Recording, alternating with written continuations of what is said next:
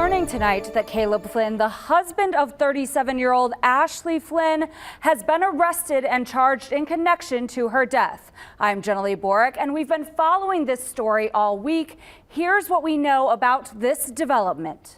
Tip City Police Chief Gregory Atkins is calling this case complex, but says investigators had enough evidence for a probable cause to charge Ashley's husband with murder. Caleb is officially being charged with 1 count of homicide, 2 counts of felonious assault, and 2 counts of tampering with evidence. Ashley was shot and killed in her home early Monday morning, and her 2 children were in the home but weren't injured. Multiple agencies, including the FBI, Ohio BCI, and Miami County Sheriff's Office, assisted in the investigation, providing various resources. Chief Atkins said in a statement, in part, quote, "As previously stated, the family and community deserve a thorough, professional, and compassionate investigation into this very sensitive matter." Celebration of Life services have been announced for Ashley, which will be this Sunday at 4 p.m. at Christian Life Center in Dayton. I spoke with Lauren Smith, a psychology adjunct instructor from Cedarville University, about what the Flynn children may be experiencing and how people should support them. Oftentimes children are not only mourning the loss of somebody that they love and struggling with that grief, they're also having to make sense of a world that all of a sudden doesn't feel as safe to them. To be present with them, be in the loss with them, let them know that they're not alone and that their community will rally around them. Since Ashley was a teacher and a volleyball coach, this is hitting many people in the small town of Tip City hard, so I asked Smith how parents should speak to their children about this tragedy. Each parent is an expert in where their child is at developmentally and what they can handle hearing about the details of this case. Communicating facts honestly, but safely, like figuring out what needs to be shared and what doesn't need to be shared, and having those conversations in a really safe and supportive way. Smith says find out what resources are available from your child's school to assist both you and them. I've reached out to the Miami County Prosecutor's Office to find out if there will be a press conference held tomorrow. Scan the QR code on your screen to go to our homepage for more details on this story. It was 2:30 in the morning. A husband calls 911, voice shaking, saying somebody broke into their home and shot his wife. And the whole town believed him. Girl. The whole town showed up for that man. Grief, support, community love, all of it. People were hurting for him. Until the FBI pulled up with a backhoe and started digging up his backyard. Moving on, because we are going to get into every single detail of what happened in that house in Tip City, Ohio. And I promise you, by the time we are done here, you are going to have a lot of feelings. So let's go. In every home, behind every closed door, there's a story waiting to be uncovered. Welcome to Dark Whispers, where we dive deep into the hidden truths of domestic crime and the relationships that turn deadly. If you're drawn to real stories, powerful insights, and the shadows most people avoid, you're in the right place. Subscribe now and step into the whispers they never wanted you to hear. If you grew up in a small town, you already know the kind of woman Ashley Flynn was. She was the teacher everybody remembered, the coach who actually showed up, not just for games, but for the kids. She coached volleyball, she taught, and she did it all in Tip City, a small, quiet community in Ohio where people know each other by name and news travels fast. Ashley was 37 years old. She had 2 children. And by every account from the people around her, she was someone who genuinely poured herself into her community. Her students knew her. Her players knew her. The parents knew her. She was not just doing a job. She was one of those people who made a place feel like home for others. And that is exactly why, when the news broke that she had been shot and killed inside her own house, Tip City did not just grieve. It shook. Because losing someone like Ashley is not just losing a person. It is losing a piece of what makes a community feel safe and whole. Her 2 children were home that night. Let that sit for a second. They were in that house. Physically unharmed, yes. But they were there. and now they are the ones left behind, trying to make sense of a world that shifted completely underneath them without any warning. A child psychologist who spoke about the Flynn children said it plainly. Children in situations like this are not just dealing with grief. They are also trying to make sense of a world that all of a sudden does not feel safe anymore. And that is a weight that no child should ever have to carry. But here they are, carrying it. Anyways, Caleb Flynn is Ashley's husband. And on the morning that Ashley was found shot dead in their home, Caleb was the one who made the call. He was the one standing there telling police that someone had broken in. A stranger. An intruder. Someone from outside who had come into their home and done this terrible thing. And look, when something like that happens, you want to believe the person standing in front of you. You want to believe the husband. You want to believe the father. Because the alternative is something most people's minds do not want to go to right away. So the initial response was what you would expect. Law enforcement responded. The community responded. People were devastated and supportive, and all of the things you are supposed to be when a beloved teacher and mother is suddenly gone. But investigators were paying attention, and the more they looked at what was in front of them, the more something was not adding up. The Tip City Police Department did not work this case alone. They brought in the Ohio Bureau of Criminal Investigation. They brought in the Miami County Sheriff's Office. And then, the FBI federal agents in Tip City, Ohio. That level of involvement does not happen for a standard home invasion case. That happens when the people investigating believe there is something much more specific to find, and they need the resources to find it. Police Chief Gregory Atkins described the case as complex, and he made a point of saying that the family and the community deserved, and I want you to hear these exact words, a thorough, professional, and compassionate investigation into this very sensitive matter. That is a chief telling you, without saying it outright, that the people working this case understood the weight of what they were dealing with, that they were not going to rush it, that they were going to get it right. And getting it right meant following the evidence wherever it went, even when it led them straight to the backyard. So picture this. Federal agents arrive at the Flynn property, not with just notebooks and questions, with a backhoe, heavy excavation equipment. They are not looking for clues on the surface. They are looking for something that was deliberately put underground, near the family's shed, on the same property where Ashley was killed, by someone who apparently believed that burying something deep enough would make it disappear. Oh, so now, we are just supposed to believe that a random intruder broke into this house at 2:30 in the morning, shot Ashley Flynn, and then somehow evidence ended up buried in her own backyard. Like, make it make sense, because the investigators certainly could not make that story work. And the more they dug, literally, the clearer everything became.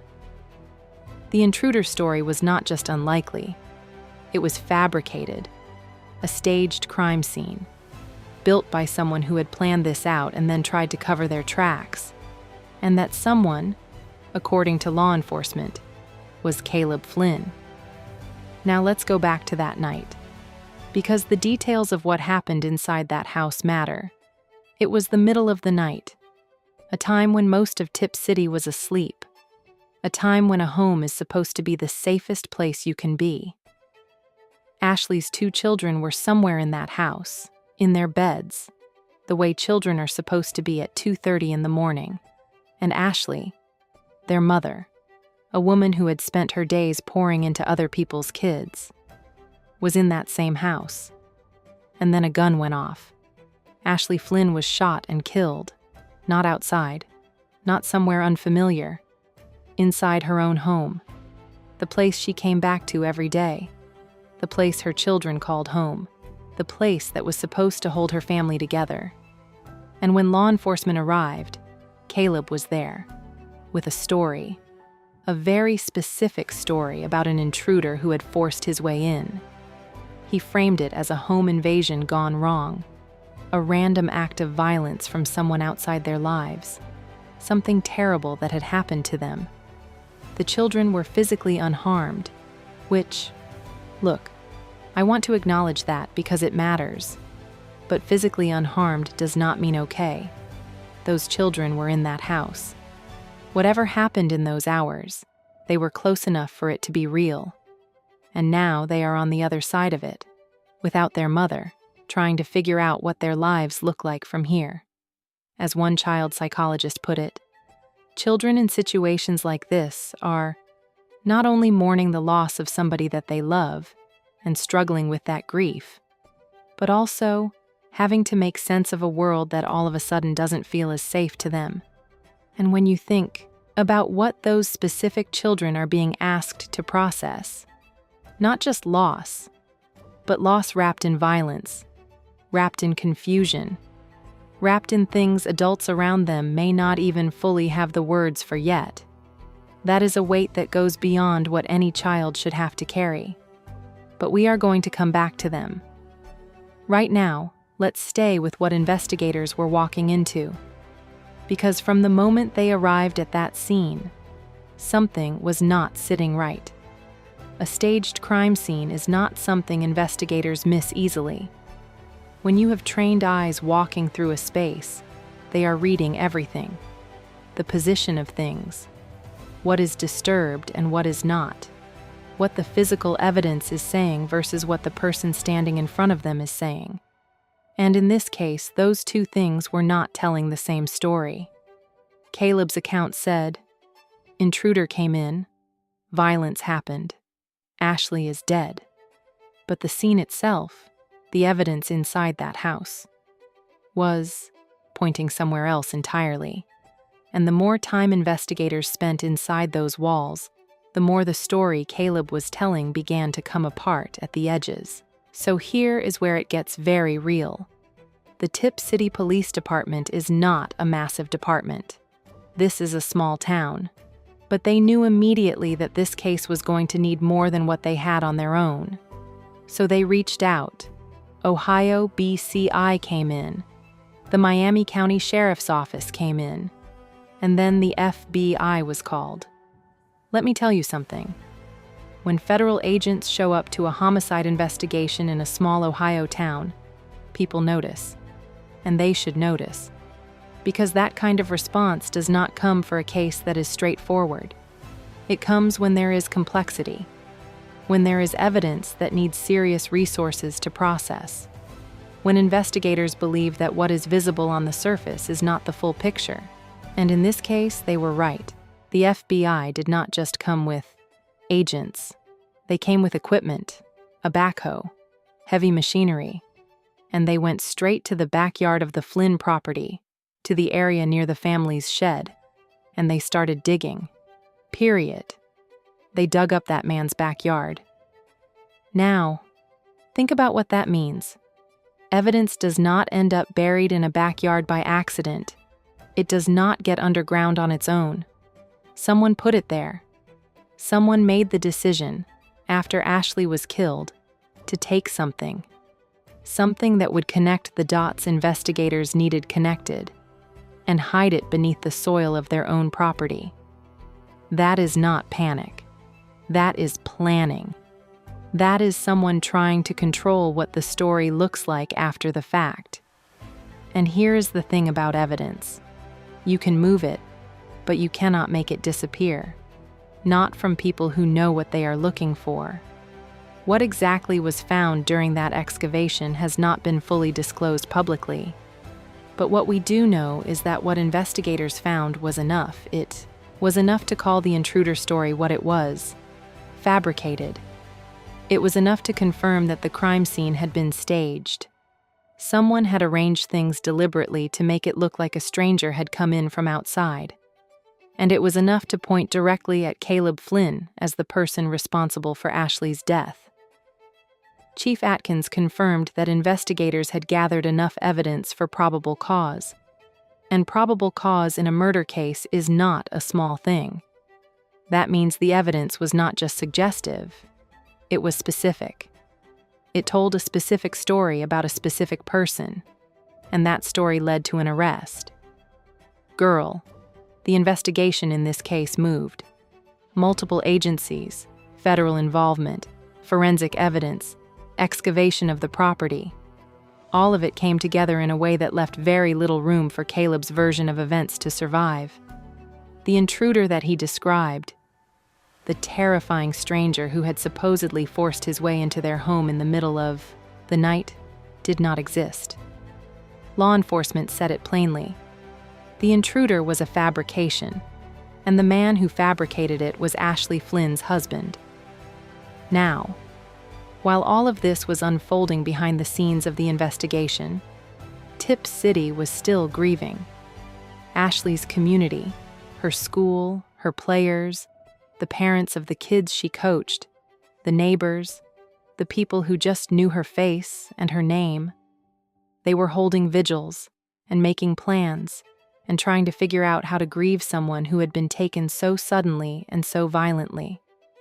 A celebration of life was organized for Ashley, held at Christian Life Center in Dayton.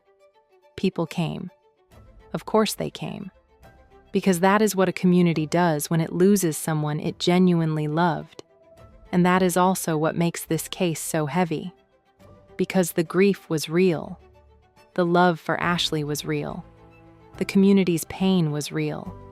And all of that was happening at the same time that investigators were quietly, methodically pulling apart the lie that had been constructed around her death. While people were showing up to honor her, the truth was still being dug out of the ground. Moving on, because there is one more piece of this story that needs its own moment, and that is the children. Ashley's kids were still in that house when she died. And in the aftermath, when the community was trying to figure out how to hold them, the question that kept coming up was, how do you talk to children about something like this? How do you explain to them what happened, really happened, without breaking them further? A child psychologist who weighed in on the case offered this. Each parent is an expert in where their child is at developmentally and what they can handle hearing about the details of this case. Communicating facts honestly but safely, like figuring out what needs to be shared and what doesn't need to be shared, and having those conversations in a really safe and supportive way. And she added one more thing that stuck with me. Find out what resources are available from your child's school, because those children are going to need support that goes beyond what any one person can offer. They are going to need a whole community holding them up. And from what it looks like, Tipp City was ready to be exactly that. But hey, the community rallying around those kids is one thing. The person who put them in this position in the first place is another thing entirely. And that part of the story, the arrest, the charges, the courtroom, is exactly where we are headed next. Caleb Flynn was arrested and charged in connection with his wife's death. And when the charges came down, they were not light. 1 count of homicide, 2 counts of felonious assault, 2 counts of tampering with evidence, 5 charges, each one of them telling its own part of the story of what investigators believed happened inside that house and what happened after. And let's sit with that last one for a second. Tampering with evidence, 2 counts of it. That means investigators did not just believe Caleb killed Ashley. They believed he then took deliberate steps, more than once, to make sure the evidence of what he had done would not be found. The backhoe in the backyard was not a coincidence. It was the answer to a question investigators had been asking since the beginning. Where did he put it? And how do we get to it? And they got to it. The homicide charge speaks for itself, but the felonious assault charges, 2 of them, raise a question that this case has not yet fully answered publicly. Ashley was the one who died, so who were those charges for? The most likely answer, given that her 2 children were in the house that night, is that those charges are connected to them in some way. Whether it is about endangering them, or something that happened in their presence, or something else entirely. What we know is that investigators felt strongly enough about it to include those charges. And that alone tells you something about what they believe the full picture of that night looks like. Oh, so now, we are also supposed to believe this man had no idea what he was doing. 2 counts of tampering with evidence says otherwise. You do not tamper with evidence twice by accident. You do not stage a crime scene and bury things in your backyard because you panicked. That is a sequence of decisions. That is someone thinking about what needs to disappear and then making it disappear. Or trying to, anyway. But here is the thing about planning. You can plan every detail. You can build the story, stage the scene, bury the evidence, call 911 with the right amount of shake in your voice, and it can still fall apart. Because investigators are also planning. They are also building something. Except what they are building is the truth. And the truth, in this case, was buried about 6 feet from the shed in Caleb Flynn's own backyard. Chief Gregory Atkins, in his statement, said it clearly. There was enough evidence for probable cause. And when a law enforcement chief stands in front of cameras after a case this complex and says those words, he is not guessing. He is telling you that what they found was concrete, that the dots connected, that the story Caleb told did not survive contact with the physical evidence investigators pulled from that property. The case is still moving through the legal system, so we are not at a verdict yet. But the charges are filed, the arrest has been made, and the evidence that was dug out of that backyard is now part of the record. Caleb Flynn, the man who called 911, the man who stood in front of officers and described an intruder, is now the defendant. And the community that stood with him in grief is now sitting with a very different kind of understanding. I said what I said. Ashley Flynn was a teacher, a coach, a mother, a woman who spent her days investing in other people, in young people, in a community that loved her back without question, and she deserved to come home safe. That is the part of this story that does not go away when the legal process runs its course. That is the part that stays. Because the truth about cases like this, about domestic violence, about the kind of violence that happens inside homes, behind the doors of families that look whole from the outside, is that the victim is almost always someone who had a full, real, valuable life. Someone with people who needed them. Someone with children who are now growing up in the absence of them. The children Ashley left behind are going to need their community for a long time. And from what Tip City showed in the days following her death, that community is not going anywhere. A psychologist who spoke about them said it simply and plainly. Be present with them. Be in the loss with them. Let them know that they're not alone and that their community will rally around them. And that is exactly what a town that loved their mother has been doing. But beyond Tip City, beyond Ohio, this case is a reminder of something that too many people already know from personal experience, that the most dangerous place for a person can be their own home. That danger does not always come from a stranger, that the call does not always come from outside the house. And for every person watching this who is in a situation that feels unsafe, who is living with someone and not sure whether what is happening behind closed walls is something they can name or something they can leave, this case is a reason to take that feeling seriously, to tell someone, to make a plan. Because Ashley Flynn's story is not just a crime story. It is a story about what happens when warning signs go unaddressed, about what gets lost when violence is allowed to live inside a home. Her students remember her. Her players remember her. Her community remembers her. And now, through this story, so do we. Rest, Ashley. You deserved so much better.